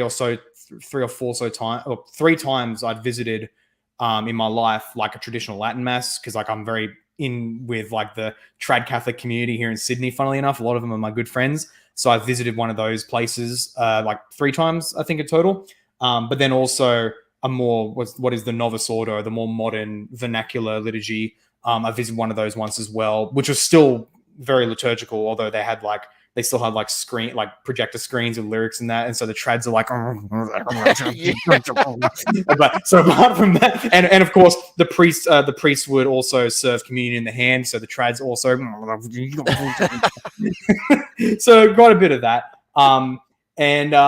So those were really like, I had visited liturgical services there, but they weren't my regular life. Even those, especially the Latin Mass, was a big whoa, okay, just because of how intense it is. But even then, apart from those exposures, all concert worship all my life, and yet when I went to the first traditional liturgical service at my new church, I was like, thank God, this is a relief. Thank you so much. It was great. So no culture shock. I mean, it was different to anything I'd ever experienced. It was what you were searching for, but it was exactly what I was looking for. Well, not exactly. I'd love to spur like more, bring back more of the high church aesthetics and all that. Bring back the incense, bring back the choir, the whole shebang. But otherwise, in the essentials, it's exactly what I needed, and it was refreshing to finally get that. And even with the other contemporary services, including the one in the evening, which I will still go to, mostly because it's where more of the younger people my age go out, and so it's good for fellowship, and they handle that really well, like seamlessly transitioning from service to like, we'll literally eat together. We'll get food from like the shops around us, come back, all eat together. It's fantastic. That's why I love that. But even that more contemporary service is still, even though I wish it was all liturgical, it's still tolerable. It's still, there's still solid gospel preached, solid message, lots of depth in the faith. And it's not a concert. We'll have a band up front, but we won't be going like, yeah, and all that. It will still be really good song choices. They're deliberate with it. And even some hymns, straight up hymns, which otherwise just put to a band. And so it's good. It's very, very good that way. And I was super refreshed, and I'm really, and I really, really hope I can help spearhead. So they just go the full way, one day. To kind of lay my cards out on the table. If any of my fellow parishioners are listening, yes, once I become rector one day, rector of the parish, liturgy every day. Now, is that something that you're working towards? Is with like I said, I'm assuming that there's some classes that you're taking as opposed to, you know, you're very well read, obviously, and that shows. But are you working towards a position in ministry? I know you want to grow your channel into something where it's, maybe that's your ministry and that's your focal point, but also to the point, are you working towards becoming a pastor or I don't know what they call them in the Anglican church, Oh, but we'll a say priest of some sort. pastor. Well, since it's a more because there's like the whole The clergy. Reformed Anglican versus the Anglo-Catholic ends of the spectrum, and since this church is much more Reformed Anglican, they'll typically either just say pastor or minister. So yeah, typically one of those. But I'll still be fine with saying like priest or whatever. Because it's a priest doesn't automatically mean like a Roman or an Eastern conception of priests. It's right. Yeah. But is that what? Sorry, yeah, I am starting to find avenues where I can serve like in small ways in my church so far. Still trying to ease into it. Find areas I can serve consistently in, and eventually over time, I do want to get more and more responsibility, work and like integral stuff. Eventually do become an Anglican priest. I do intend in that, really serve my church that way. Whether it's this one or if they place me in another one, although I do ideally hope to be still in this one. That's more or less what I'm doing. I'm still trying to work out the avenues in which I can serve in my church. There's some small things I've been able to do here and there, but otherwise, in terms of consistent ministry positions, still trying to tease that out. Yeah, and it sounded like when you were talking, about where you landed was kind of where you needed to be. It was mostly what you were searching for as what a church should be like, as opposed to where you were at. It feels like once you decided to go your own way, because like you said, apologetics wasn't getting taught there. The stuff that you were studying on your own was by your own will. Nobody told you, hey, you need to check out, what such and such said. You need to look at these early church fathers. You need to see this stuff. Yep. You went out and did it on your own. And once you start I didn't have any pastor to give me this stuff, no minister to point me in these directions. It was all just like, this is what I need, go find it. A little bit of maybe a little bit of divine nudging on that end to you. Yeah, to say, 100%. Thank God for that. Yeah. And that gets you to a point where you're at a concert and it just, it all formulates together and you're like, what am I doing here? Yeah. Like I still have faith. And that was that was the weird part for me when I left my church, but it was for much different reasons. I felt like I'd been betrayed by my church, but you felt like, what am I doing? I still have my faith, but this is not it. This is not what's supposed to be going on. I got to find something else. That sounds to me, it's like, okay, your faith has matured to the point where you're ready for you're ready for what you should be doing because you went out and did the research on your own. That was more a comment than a question, actually. So that was just me observing it. So what's it like in Australia? I don't know. Have you spent any time in the States at all? I've visited there twice. Once in 2010 to 2011, 2010 to 20, or was it 2009 to 2010? Well, both in Christmas and New Year's seasons. So I went both times. I went during Christmas and then stayed New Year, like, oh, the ball dropped in New York, Happy New Year, all that stuff. I think the first one was 2010 to 2011 Christmas season. And then the next one was 2014, 2015 Christmas season, I think. Those are it. And so I went first time. I went to New York, San Francisco, Washington, Boston.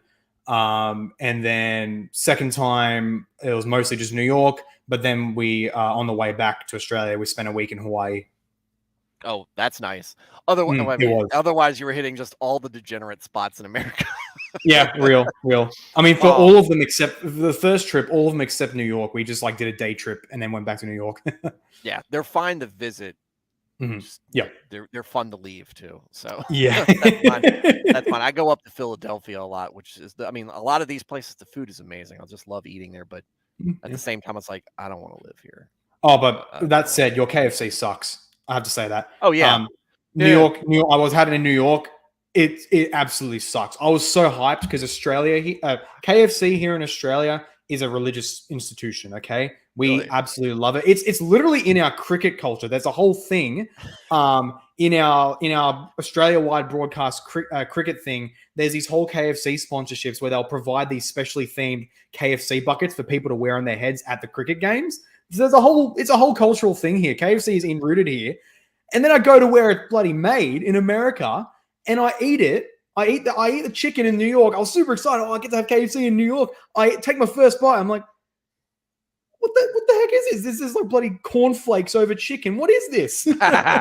Look, KFC is garbage. I don't know how it is in Australia. And It's if I amazing. ever make Bro, it out there, come I'll here have when to you do it can. now. You will love it. First off, you're in the wrong. You're getting it in a chain restaurant. Probably the best place to go for fried chicken is probably, I think, Popeyes or Bojangles if you're going to go to a chain. Okay. But well, you're a Christian. You're supposed to say Chick-fil-A. Oh, well, Chick-fil-A for a chicken sandwich, but I'm talking about like Okay. finding it on a bone, eating it. Okay, right. The way that fried chicken is traditionally made. Mm, yep. You need to go eat it in the South. You need to so go eat it in the South. And that is preferably the best way to find it if it's cooked in lard. They don't do that. People don't do that anymore because of trans fats and everything.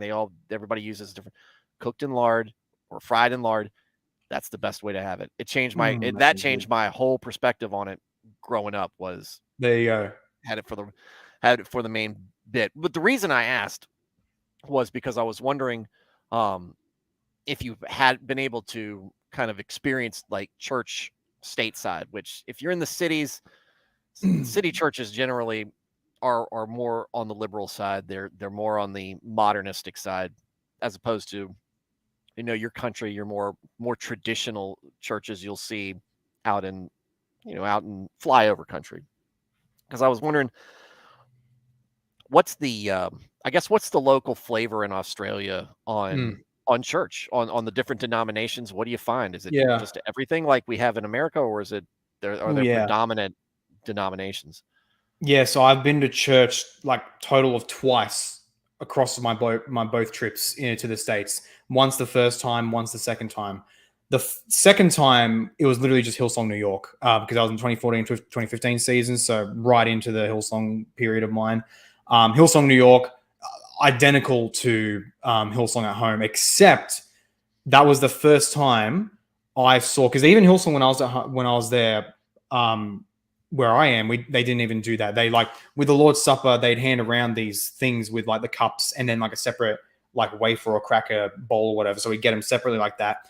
But Hillsong New York was when I first experienced the disposable cup wafer combo.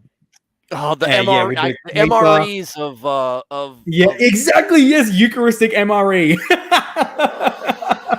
I hate those things. They had the little cup and the wafer over the top of it, and I'm like, what is this? I was intrigued by it. I was fascinated. And when we had the Lord's Supper, I ate the wafer. I'm like, it's so plain and artificial. It tasted like bloody cardboard. That's what it was. And look, and even then, even as a kid, this is even before I was starting to think of issues like, concert worship's not good. It was even before that. But even then, I was like, nah, come on, this is ridiculous, guys. I don't think anybody really enjoys it. And that was that's the worst thing that happened that stuck after COVID was, because they did these because, look, you know, minimum contact, especially at church. I understand taking precautions. You have a lot of elderly people, a lot of people who are, predisposed to getting sick. However, now that we're out of it, let's go back to the plate. Let's go back to the dish. Let's go back to passing it around and having the different people no, they're still there. And I hate it. It's disgusting. It's the worst juice. It's the stalest cracker. It's awful. And the worst one, and there's different tiers of them too. The worst one is like you got this styrofoam disc that's supposed to be the wafer of the bread. No body of Christ can live in this thing, and not with not without severe caveats. But he would never put himself in that. That's awful. It's not the real thing. And this is me look, we're less of a Eucharistic viewpoint on things, but I'm like, this is not of Christ. I'm partaking in it right now. Real. Now, the other time that I went to church was in the first trip. So I was around like 10 or 11 then. And I barely remember anything from there, except the very distinctive image. We go there, and I think this is a predominantly black church in New York. That's where we went to first time. And it was fascinating. I got to experience the full on black choir going at it. And that was like, wow, that is fascinating. That's the only thing I remember from that service. So that was interesting. So otherwise, I don't have a great sample of church life in the United States, apart from like what I hear and see from others online. But otherwise, with Australian church life, I'd say that by and large, in the broadly speaking Protestant world, normal evangelical contemporary service is like the norm. The only question is whether it's a more respectable, reverent contemporary versus the full-on concert worship. And concert worship, even in smaller churches, even in smaller independent evangelical or Pentecostal denominations, is very, very common. Like there was one near me that I visited once, and it was literally Hillsong, but with like a couple hundred people. So it was amazing. It was identical. It was like a full-on concert and everything, concert style, as much as they could on their small budget scale.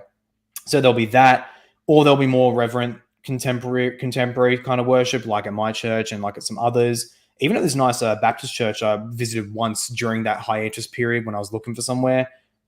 Visited once in the city. That it was interesting. It was Baptist, but it was in like an old fashioned style Baptist church building, and it was more structured. It was still kind of contemporary, but it was still more structured. Like they do a song, say some stuff like read, I think Bible readings, whatever, and then another song and all that. So like a hint of liturgy in there. So it was interesting. I did actually enjoy that. So otherwise, though, yeah, contemporary worship is like the norm everywhere. Although if you look, I mean, with Eastern Orthodoxy, they're always high liturgical. They always have been, always will be. Although Orthodoxy is very small in Australia, understandably. Romanism with Rome, they have their mix. They have their whole trad Latin Mass versus the Novus Ordo. And for people who don't know, Novus Ordo basically being liturgical reforms from the Second Vatican Council in the 60s, which kind of opened up, it loosened certain restrictions on how to do liturgy. One of the key ones being the allowance for doing the Mass in the vernacular language of the country, not just in Latin. At least for the Roman, that's for the Roman Rite, that is, because they have like Maronites and other Eastern churches in their jurisdiction who would do it in their traditional language. But otherwise, for everyone under Roman jurisdiction, it opened up for vernacular language, among other changes. From that, there has been a wide spectrum of reverent Novus Ordo, so almost like a traditional Mass, just in the vernacular and maybe a couple other changes, all the way down to like quasi-contemporary. So there's a bit of a spectrum there as well. It can be very interesting. Otherwise, though, you'll still find a much higher rate of more reverent worship and Mass in the Roman side. But there's also a fairly strong Latin Mass community here in Sydney. I'm very much like, I know a lot of them where they go for their parishes and that. But even that is starting to be restricted quite a bit, especially since Pope Francis's his letter Traditionis Custodes, which heavily restricted the proper the allowed times and conditions for doing the Latin Mass. Like, I think, if memory serves correctly, you're not allowed, bishops aren't allowed to do it in the main parish of the diocese anymore. So it kind of has to be in like sub parish, like I don't know, like sub parish buildings, whatever they're called, which is very interesting. So a lot more restriction in the Latin Mass. Otherwise, overall, though, contemporary worship, given that Protestant evangelical churches are like the main thing here, and given how it's like 99% contemporary, I'd say contemporary church is like the thing here in Australia. Okay, no, and that's a good. I think that's a fair account. And I was very interested to find out that Baptists do exist outside of the United States, because sometimes wondered if they did. But it's not like that even in small town. I go down the road, I'll pass a Methodist church, I'll pass a secret church on the way to my church, non-denominational church. I'll pass it's not a Christian church, but it's a Mormon church, it's Latter-day Saints church. And then Redeemer, the Catholic Church. It's it's a healthy mix. I guess a healthy mix. It'd be a good mix of things. So it's very interesting to see that, the evangelical group seems to be just dominant out there in Australia to a great degree. But hey, look, it looks like the Baptists are still are getting some, at least some attention, if not. Were they small like the Orthodox is small out there? I don't know if they're small. I think there's probably more Baptist than Orthodox here. Almost certainly there is. There's you can find a good number of Baptist churches. Okay, well, that's cool. I mean, like I said, I would enjoy one day getting out there. I would be Heck worried I'm yeah. gonna everything in Australia. I'm worried kills you. So You get used to it. I think I would probably die of stress taking my family out there because I'd be worried my kid would step on a scorpion or something, or whatever the Probably not Australian that. whatever the Australian equivalent of it is. Although even if you go, because I actually did a semi bushwalk around a local lake near us. It's a popular area, so it's not like out in the outback or whatever. It's like, and it's in a local bush, but it's in a metropolitan area. And we did the full trail around the whole lake.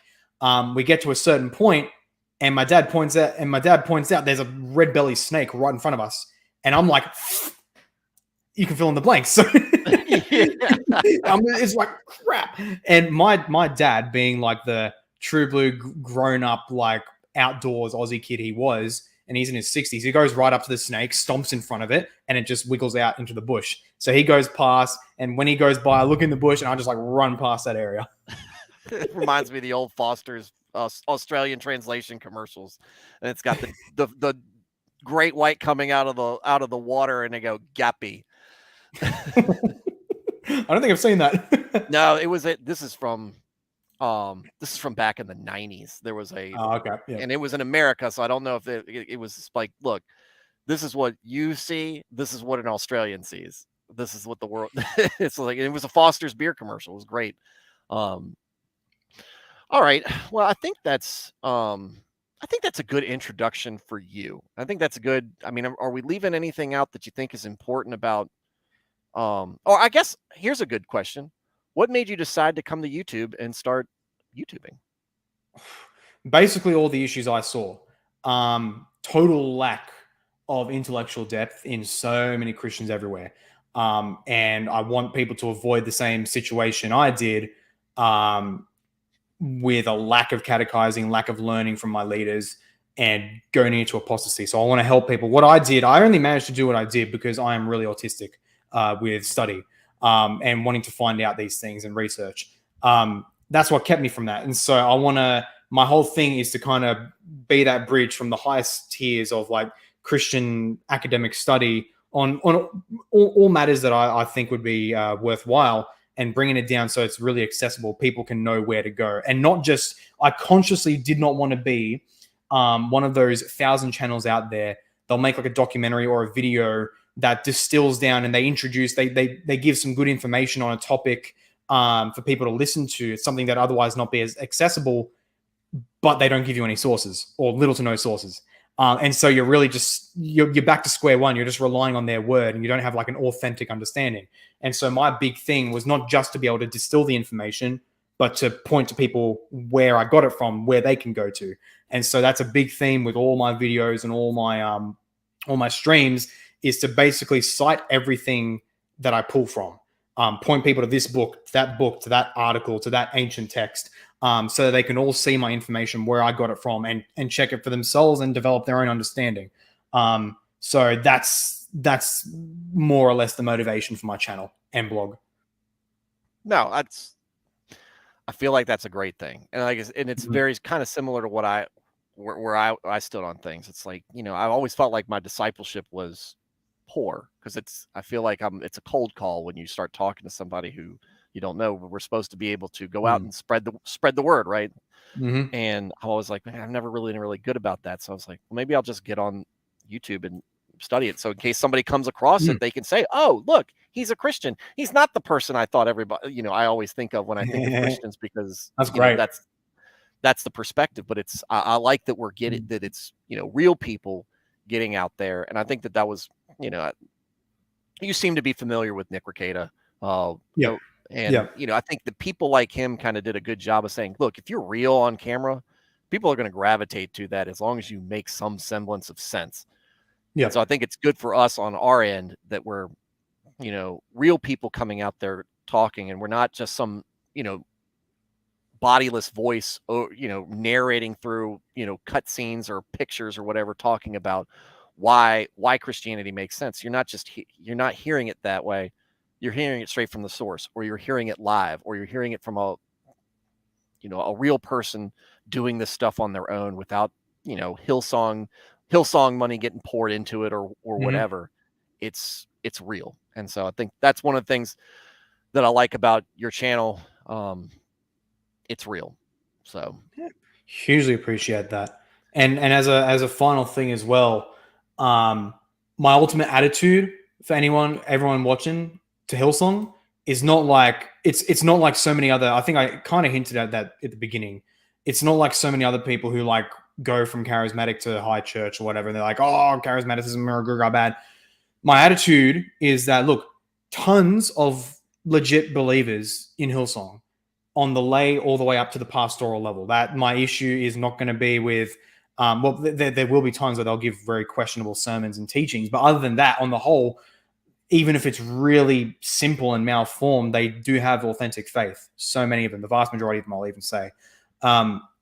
The unfortunate thing, the issue is that precisely because it is so malformed, and I want that actually ties into my initial motivation. But I consciously thought when I made this channel, a big thing for it was specifically to reach these very normie evangelical Pentecostal types to deepen their faith. And I might think I'm doing a half decent job right now, God willing.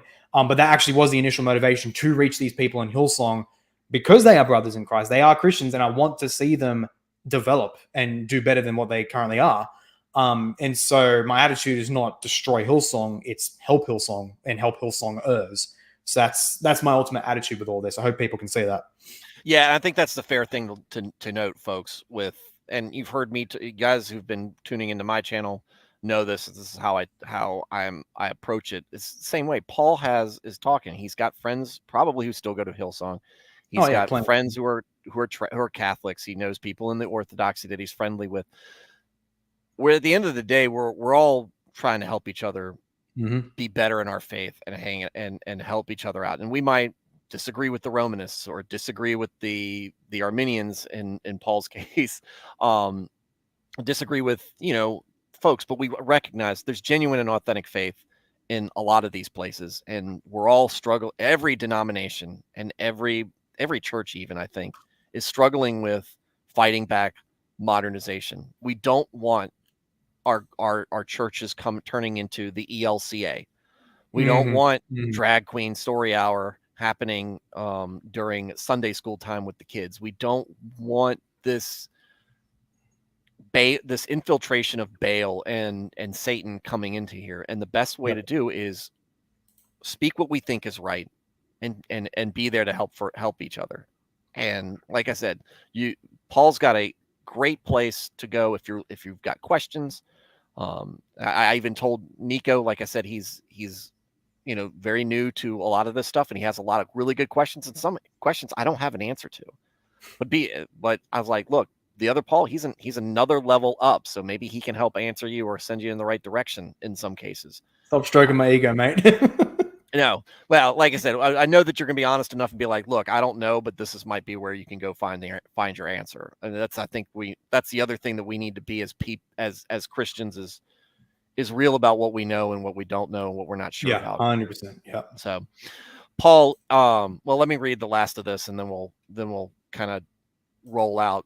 John Osler said, I loved going from Hillsong to an Orthodox divine liturgy. To me, it's just like, to me, just getting cringe. to me, any type of structure.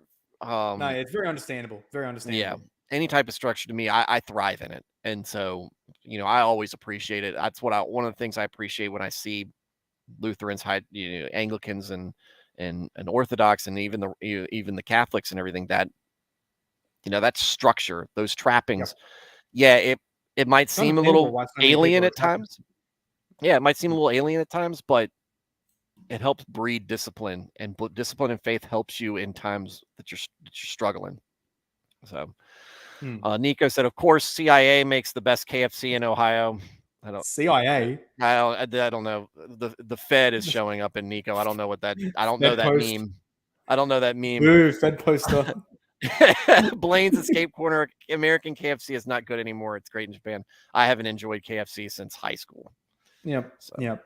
And that was Australia. It's amazing. I graduated in 2001. That's how my usual meal at KFC is is a large original recipe 3-piece box. So 3 pieces of original recipe chicken, large chips, little dinner roll, and a bottle of Pepsi. Best thing, really hits the spot. Oh man, the best fried chicken in my town is the gas station. That one of the gas stations that we have, or a petrol station, I guess y'all would call it. Yeah, well, actually, I'll give you some terminology. Sometimes, more formally, we may say the petrol station, but more often we'll say the servo. The servo, okay. So you go to the local servo service station servo.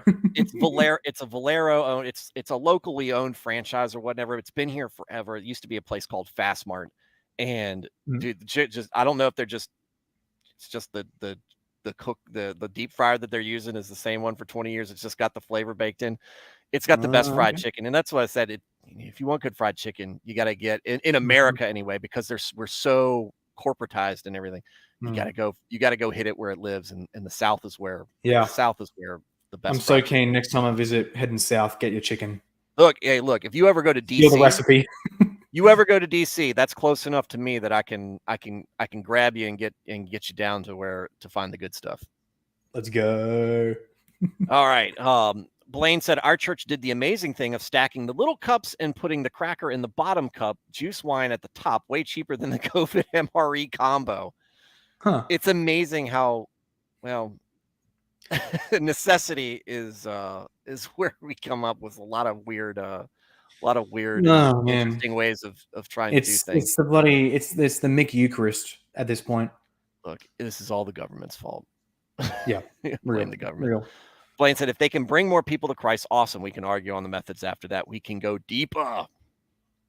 Yeah, that's kind of the problem, though. Like, what methods actually are more conducive to bringing the faith, and not even just bringing people to Christ, because the liturgy, and this is the key problem of contemporary, the liturgy and the worship service is not meant for unbelievers. It's not. Yeah. It's not meant for reaching out to people. It is for the faithful. It's for us. Evangelism and preaching the gospel, that's for unbelievers, and basic catechesis after the fact.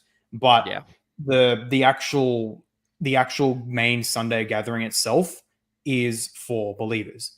So yeah, you got to stick with the fundamentals, because eventually, like I said, I've say this all the time on my channel. People coming in who are honest and righteous people who are ready to receive that word, or the kind of people who are going to take that word and run with it. Yep. They're going to notice it when they're reading something in scripture and seeing that you're teaching it differently. ELCA. And and that they're going to leave, because one of two things is going to happen. They're going to say, I'm not buying this. This church is full of crap, or I'm not buying this. Christianity is full of crap. And they're going to leave. So that's the thing. People have brains. Massive groups of people are stupid. But the individual who's looking out for their own salvation, who's legitimately looking for that, they're looking for something that makes sense and is true to the fundamentals. And Christianity, the Bible, it makes sense in practice. Putting it in practice, trying to wrap your head around it, everything about it makes sense. So then Blaine says, my mom worked at KFC when they scraped the bits of cooked breading into the scratch-made gravy. She's been upset with KFC for years. To the old school. Dude, look, I don't know. The fast food is crazy. That said, I do love your McDonald's. I loved it because of the portion sizes. It was McDonald's. McDonald's is McDonald's. I liked it. Same as Australia, fine. I was about to say, was it sizes, because I was younger? The portion sizes, loved it. Absolutely. Were they bigger? Were they bigger? Oh yeah. Or small? Oh yeah. Okay. That's it. Like yeah. I got the first encounter. I've got a photo on my iPad. I wish I brought it. I got a photo of my brother in our second trip is it at the New York airport? It's at one of them. Yeah, actually, no, it was in New York. I think it was after we landed. or was it one of the, I don't know, it's one of the byways. He held in his hand a medium Coke, cup of Coke from Burger King versus the large, and your medium cup is our large, and the large was like this 1 liter monster. Oh, why are we so fat in America? No, that. I wonder why. Well, now it was the interesting thing because when I was in Iraq, actually, we had a little Burger King stand, and we had a little Pizza Hut stand, and that's mad. It was hilarious, and like they can't ship coins overseas because it's too heavy. The weight doesn't make sense, so we use these these cardboard discs. We called them Pogs, and that's what we used as currency. Like there was some sort of internal banking system on how it worked, where and the nationals who worked there, they could trade these in for American currency or whatever. I don't know how they did it. I wasn't That's amazing. Wow. But we could get paid. We could go to the bank and we could get these Pogs out, and that's how it worked, right? But that's amazing. The Pizza Hut over there was so much better than the Pizza Hut is here, and I still enjoy good Pizza Hut pizza, but Iraqi Pizza Hut. Wow. Iraqi Pizza Hut. The little Babylonian Pizza Hut. So thank you, Bush. All right. Yeah, mission accomplished. That's what I got to take away from my time there. You gotta liberate Iraq and give them Pizza Hut. Yeah. The Subway was disgusting because the lettuce was one of those was achieved. The lettuce was brown, and at that point, and it was like it was the worst of American cheese on the sub. I was like, I went there once, and I was like, this is awful. Threw it away and left. All right. With that said, guys, thank you guys for tuning in, everybody. I normally run through the roster and say goodnight to everybody, but there's been a lot of folks in here. The chat's very long, and so I'm just going to go say thank you for tuning in. Hopefully, if you're a fan of the other Paul, you enjoyed this little, I guess, more personal look into the man and kind of what makes him tick. And if you get anything out of this channel, I stream generally every weeknight at around 8:00. That's when you'll find me. For the most part, we read through the Bible. We're going through it in order from cover to cover, do a couple of chapters a night, and give kind of a read and react. Where are we at? What do we think about this? What's going on? And right now we're in 1 Kings. We're in the middle of Solomon being rich as crap and successful as crap. We haven't gotten to some of his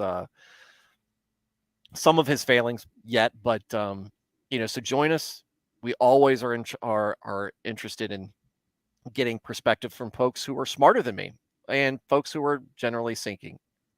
And with that said, please go into Other Paul's description, like and subscribe to his YouTube channel. Let it, be on the lookout. Hit that notification bell for him, and watch the videos when they come out. Watch the live streams when they come out. Be part of that chat as well. You'll see there's a lot of people who follow him who read up on their own. So you might end up learning something just from being in the chat. If you decide you want to help him out and patron his cause, you can find it on his channel. I think you're on Subscribe-Star. That's right. Are you on Patreon at all? No, not Patreon. I was banned. Okay. I was banned there for hate speech. Yeah, that's fine. Patreon is garbage.